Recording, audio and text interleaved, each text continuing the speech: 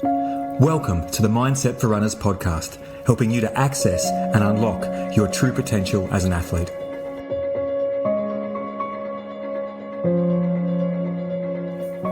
Hey, it's Rob, and welcome to this episode of the podcast, How to Prepare Your Mindset for Ultra Trail Australia. At the time of this recording, there's less than 2 weeks to go, and I'm going to do everything that I can to help you get your mindset right and prepared so that you can have the best race on race day at UTA. Before we get into the content, I want to let you know something exciting is happening here at Mindset for Runners. We've just started our closed Facebook group. So if you want to join that, we can get lots of mindset tips and heaps of strategies for how to control and own your mindset and really to master it. I'll be sharing more of that, having discussions and sharing more content in that Facebook group. So the link is in the show notes. So just click on that Facebook group joining link and I'll see you in there. There's also going to be announcements about another exciting thing, our upcoming Mindset for Ultra Runners program, which we are about to release towards the end of May, something I've been working on for the last 18 months, and I'm really excited to release this soon. So to hear more about that, just click that Facebook closed group link in the show notes and I'll see you in there.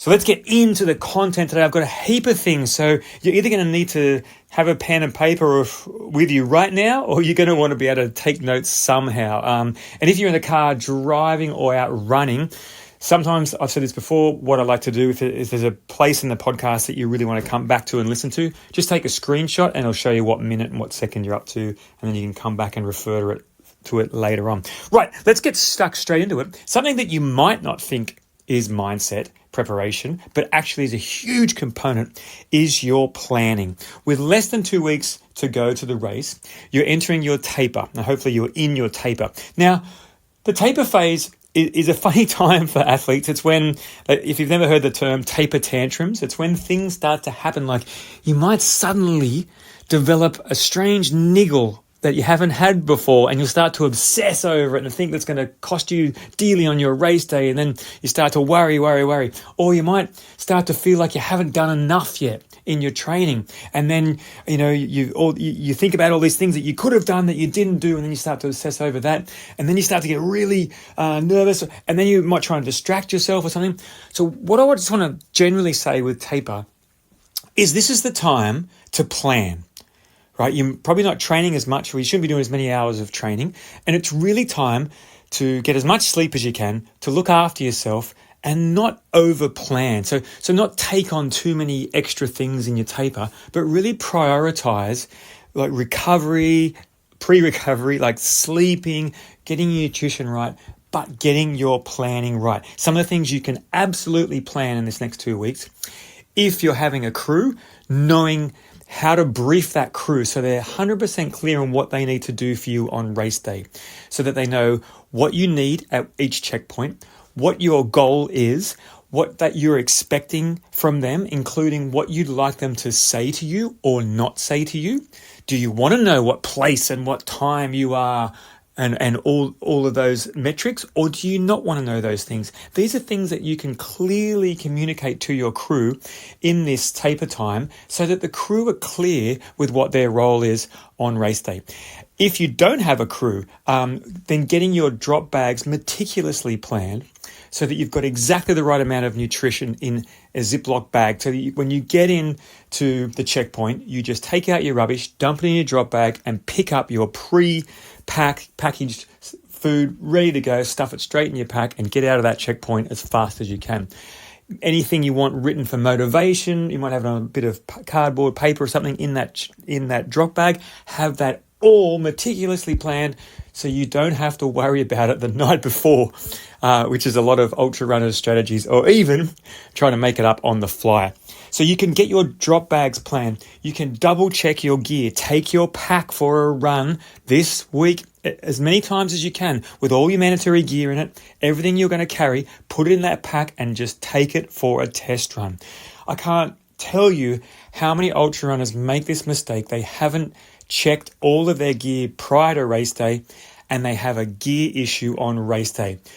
Really, it's a rookie error, and it's really something that you will kick yourself if you have a gear failure that you could have dealt with prior to race day. Right, so what else can you plan for in your planning race? Pacing. What's your pacing strategy going to be? And what's worked well in the past and what hasn't worked well in the past? For instance, have you gone out too fast in the past and then died off at the end and regretted going out fast? Or opposite, do you go too conservative and hold back yourself from your potential? So think about what's worked in the past and just grab what's worked and replicate it again. If it's the first time going, just go for a more conservative pace at the start and aim to be running the same pace that you start with towards the end of the race as well. That's kind of a good goal to try and keep as pardon me, consistent as you can across the race. Nutrition.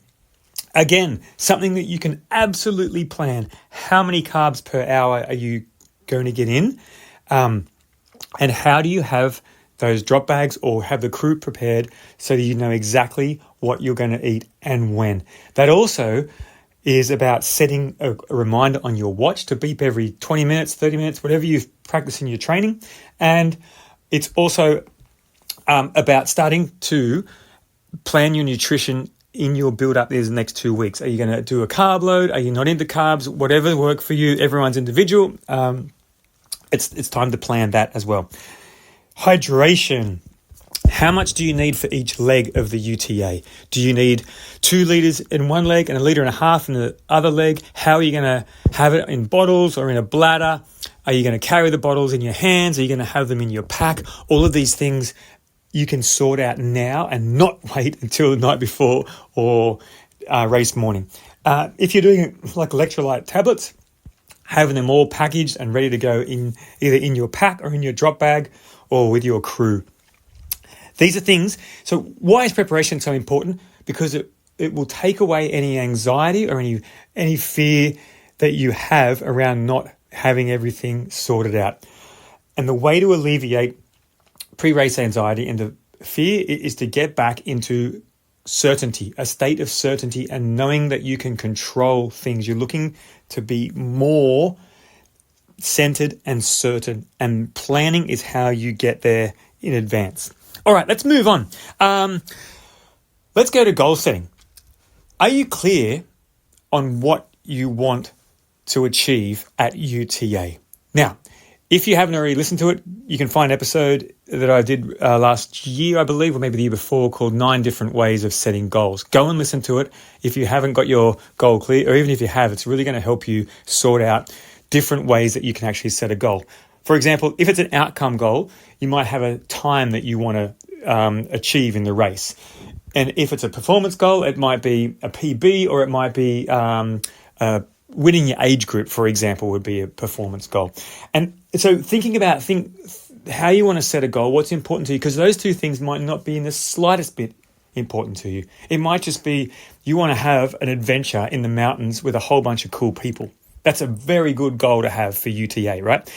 And whatever it is that lights you up and draws you towards it, that's how you want to set a goal. So go back and listen to that episode if you haven't already, but be clear on what your intention is for this race.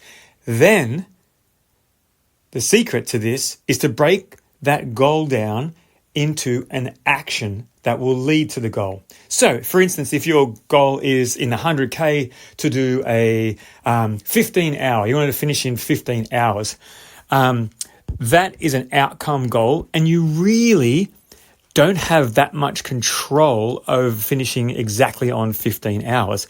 So break it down into an action that will lead you to achieving that goal. For example, it might be nailing my pacing strategy, or maintaining my running form, or it might be to take the concepts of your running that make you the best runner you can be, and my apologies here for stumbling over this, and applying what's worked in the past for you in the next race. For example, it might be being in the most happy and grateful state that you can be all day.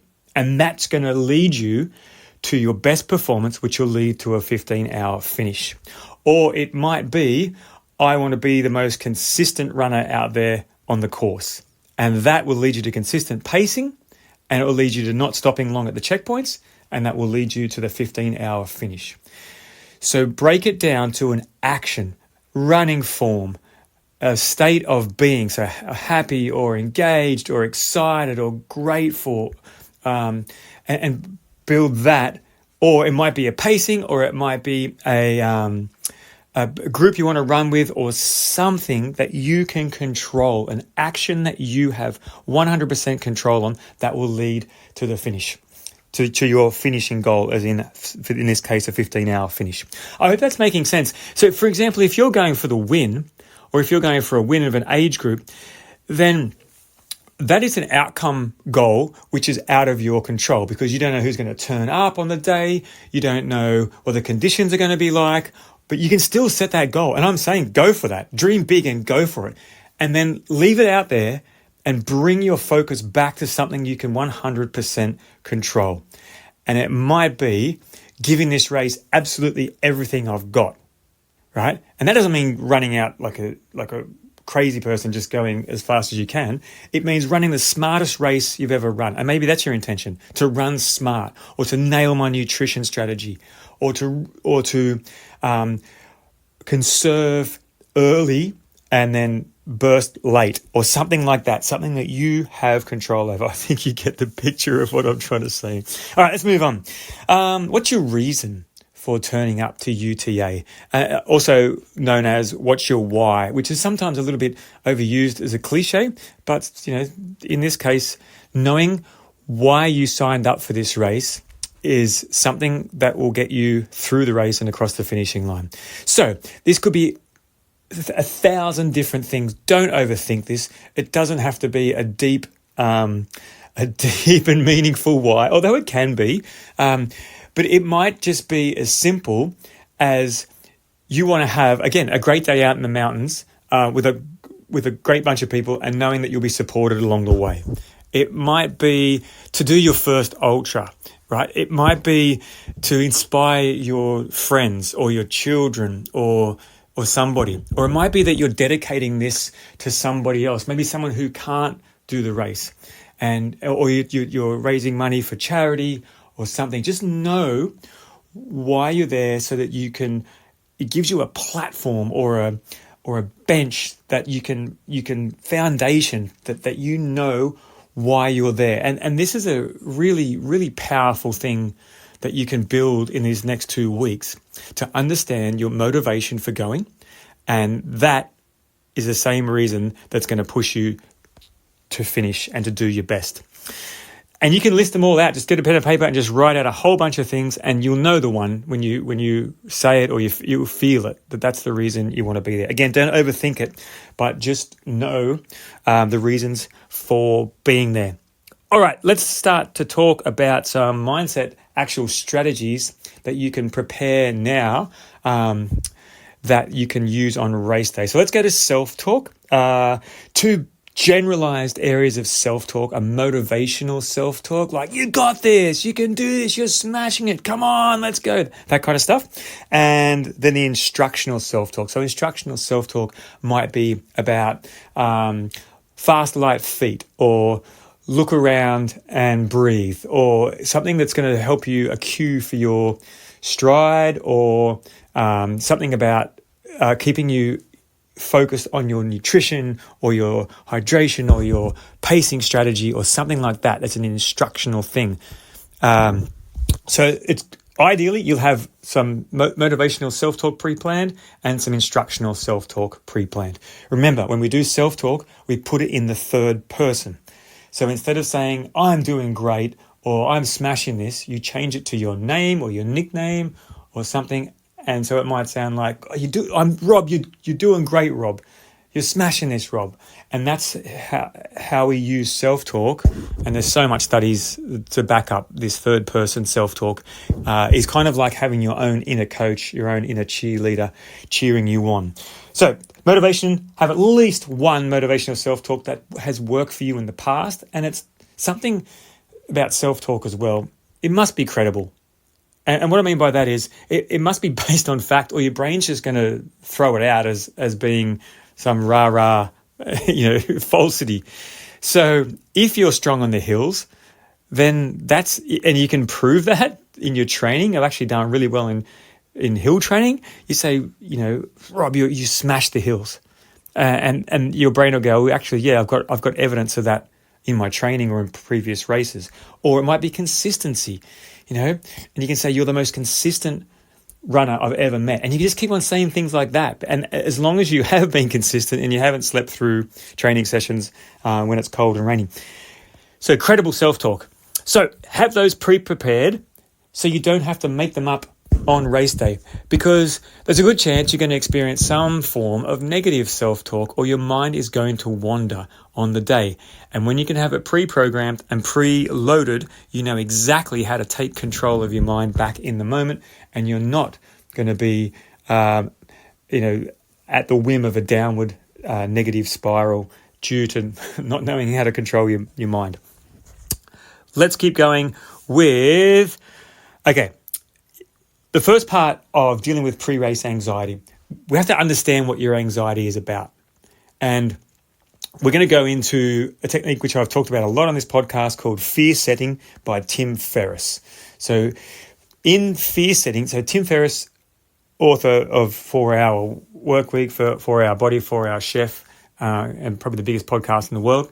So Tim has this great system. It's so simple, where you list out everything that you're scared about UTA and get it all out there, including the weird and wacky ones, right? I might trip over, roll my ankle. I might sleep through my alarm and miss the start. I might blow up and have to walk for 80 kilometers.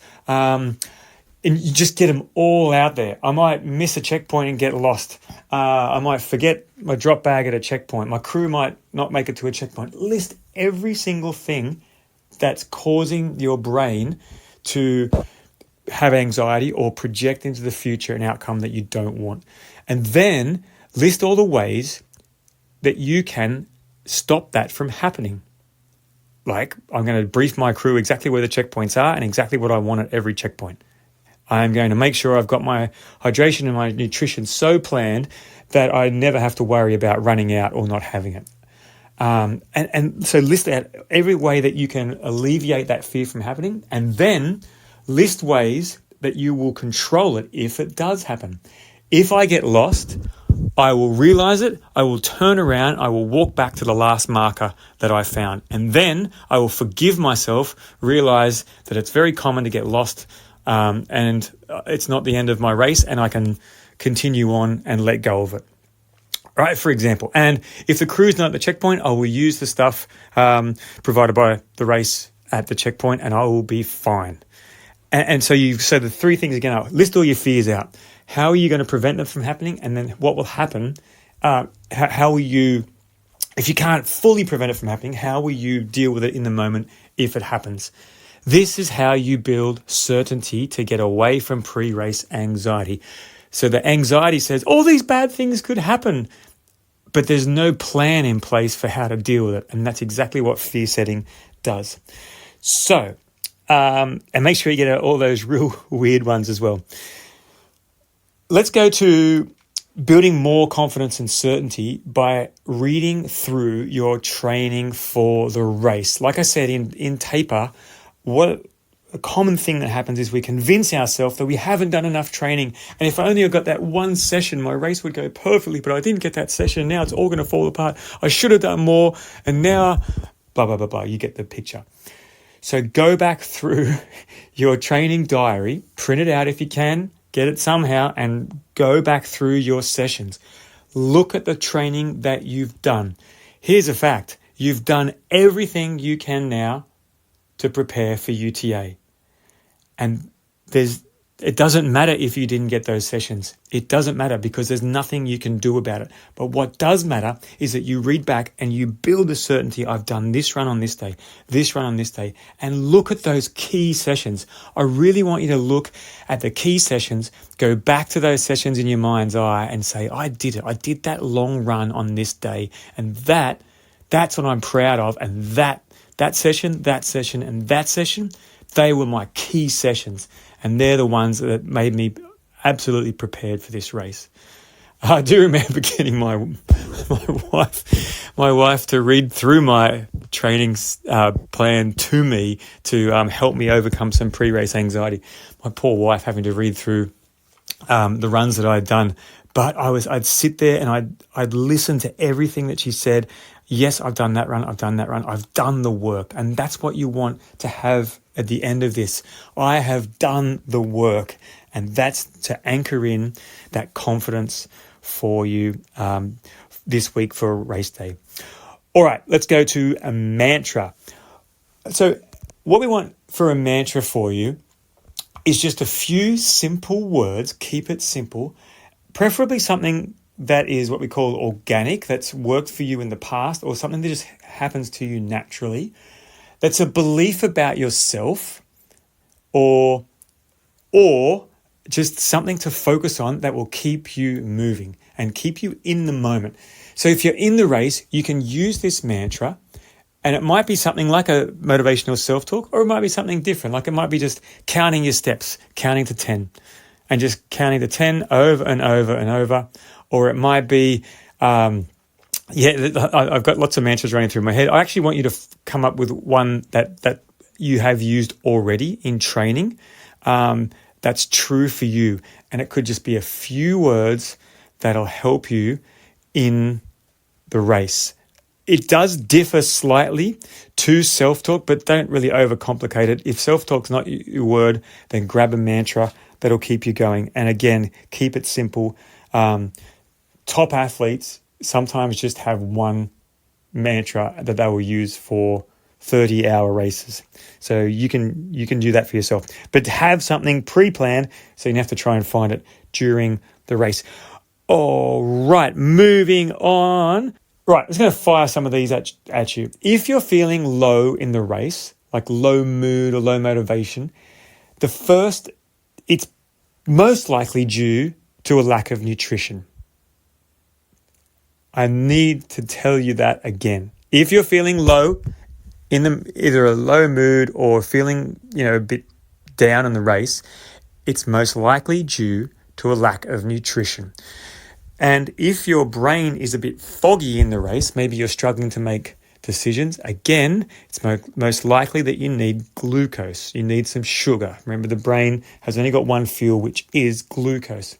So have this pre-planned in your race plan, that if I'm feeling low, I am going to eat whatever it is that you've eaten in training, a handful of jelly beans or a glucose tablet or a gel or a chew or something that you've used in the past. That's your first aid for low mood or brain fogginess. Okay, this is a big tip that can really change your day. Break it down. You are not running 100 kilometers. You are running to the next checkpoint or to the next 5K or the next kilometer or for the next 30 minutes or for the next 10 minutes or however you like to break your race down. You must chunk your race down, otherwise you will send your poor brain crazy. Remember, the brain's job is to keep you safe. So when you focus on running 100 kilometers, that is danger to your brain. Or if you're focused on 50 kilometers or 21 kilometers or 12 kilometers, it's danger to your brain, and it's going to look for ways to stop you from doing that, because the brain doesn't want to have fun. It doesn't want to achieve. It doesn't want to do all this stuff, grow as a person and have a great experience. It wants to keep you safe. So when you chunk down from 100 kilometers to checkpoint 1, or just the first half hour, I'm just going to run park run. Just all I focus on is 5Ks. That is more safe to the brain because it knows it's done that many, many times before. So break your race down into manageable chunks, whether it be, again, time, kilometers, metaphoric kilometers, like it's only 20 park runs, for example, something like that. Right? All right, moving on, put a smile on your face. Again, there's some great research into this about putting a smile on your face changes your physiology. and looking up and out when you use an external broad or an external narrow channel of focus, rather than being internally focused on what's hurting, what sucks, the pain that you're in. All of these things can shift your mood. So put a smile on your face, encourage other runners, thank the volunteers, and you will have a better race. A question I get a huge amount of time is sleep the night before. Rob, I don't sleep very well the night before a race. Okay, so again, research has shown that it doesn't really matter the night before a race, and that goes for even long multi-day ultras. What's important is that you get sleep the week before the race. So that's why I say don't fill your taper with so many tasks and projects. Just focus on sleeping well, eating well, and preparing well. All right, visualization. If you've never done any visualization before, I'm going to try and give you like a crash course in it so you can start to do it over the next 2 weeks. And if you have used visualization, or it's probably better known as mental imagery, I'm just going to encourage you to double or triple the number of times you're doing it, so number of reps, and the length of time that you're doing it. So why do we use mental imagery, and why do athletes use it? There's, again, so much research into the application and use of mental imagery, including a very famous study from basketballers who were taking three free throw lines. They split them into 3 groups. One group of basketballers didn't do any mental imagery, and they just threw 3 throws. That's hard to say quickly. Over a 3-week period, 21-day period. And the next group, they didn't actually do any physical shooting at all. They just lay in bed every night, held the basketball in their hand, and imagined themselves throwing free throws. And then the third group was a control group who didn't actually do anything, just continued the normal training. And over the 21 days, miraculously, the group who did the mental imagery had a greater increase in accuracy than the ones that only did the physical training. Now, this is the study that really, was the breakthrough in mental imagery training. But what we're looking to do as a runner is to build our certainty that our brain has seen or experienced something, so that it's not anticipating fear in that same thing. So, for instance, if this is your first ever race at Ultra Trail Australia, a lot of what the brain's anticipation is about not knowing the course, for example, even, or you might have trained it, which is really, really, really smart and good. Not knowing if I can do the distance, not exactly knowing what's going to happen on race day with my fueling and my nutrition and my drop bags and my crewing and all of these uncertain things.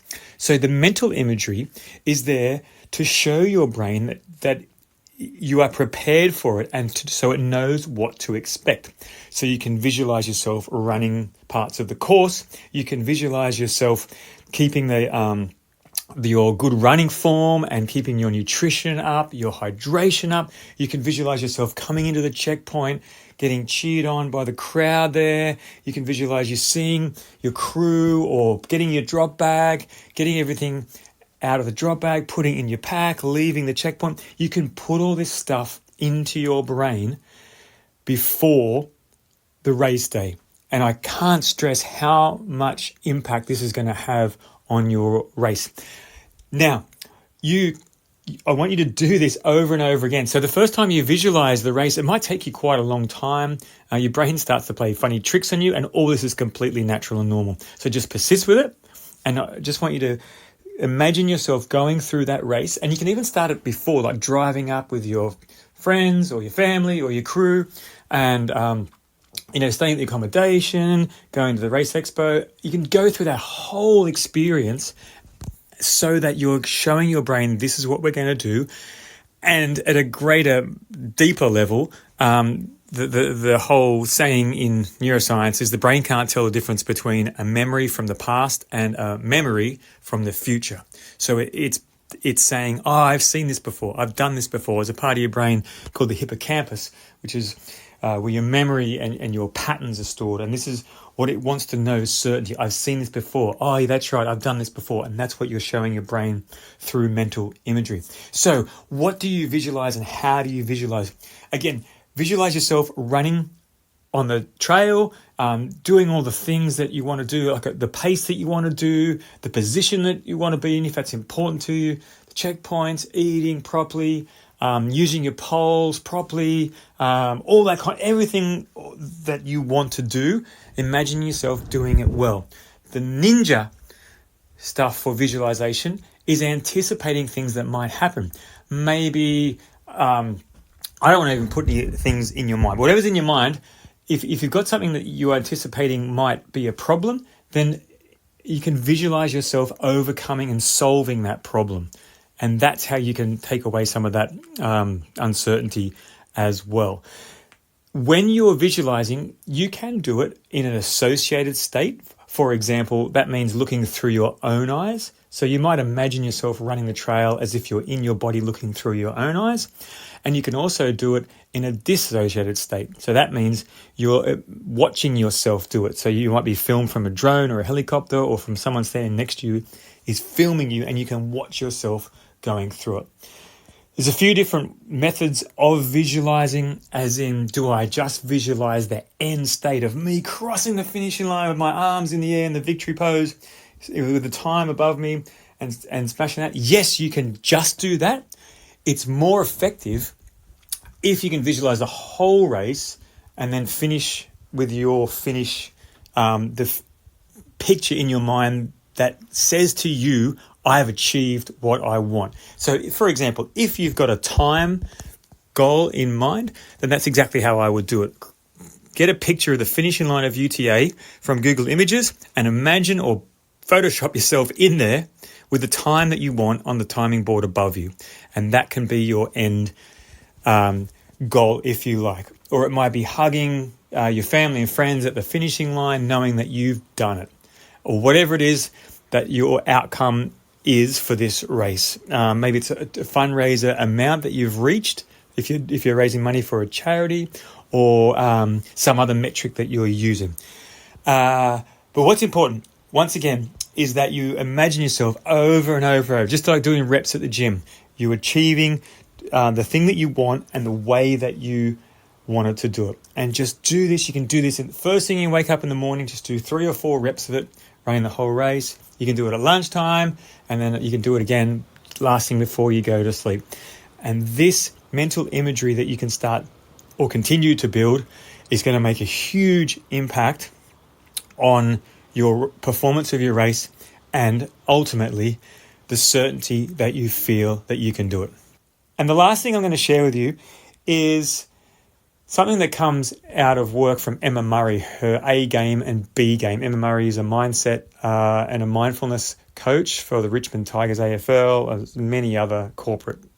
She's brilliant. So A game, B game. If you think about the A game being when you're at your best, and the B game of when you're being distracted and not being at your best. So the question is, when in the past have you been at your best as a runner?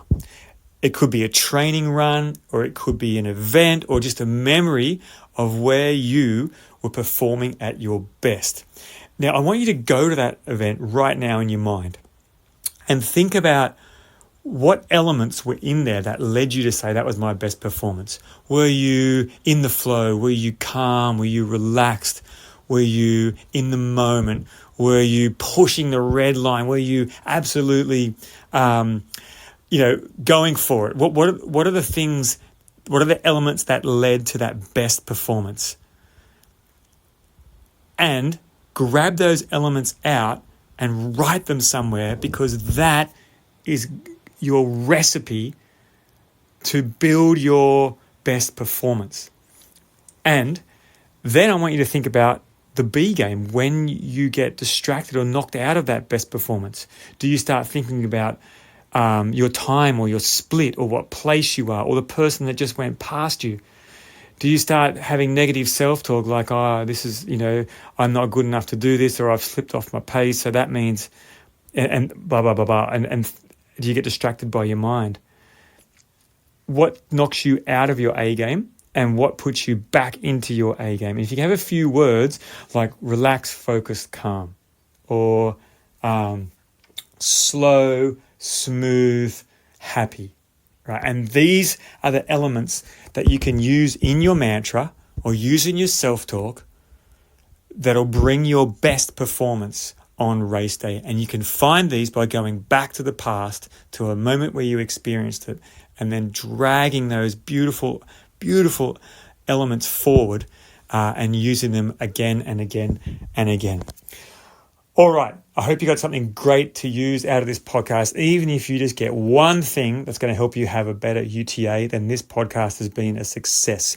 Remember, click the link in the show notes to join our closed Facebook group. I'll see you in there. And all the best for a successful UTA, such an amazing event.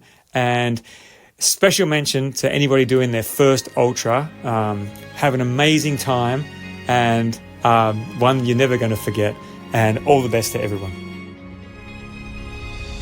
Thanks for listening to the Mindset for Runners podcast. I hope you got something practical and useful out of this podcast, or something inspiring to help you get out for your next run.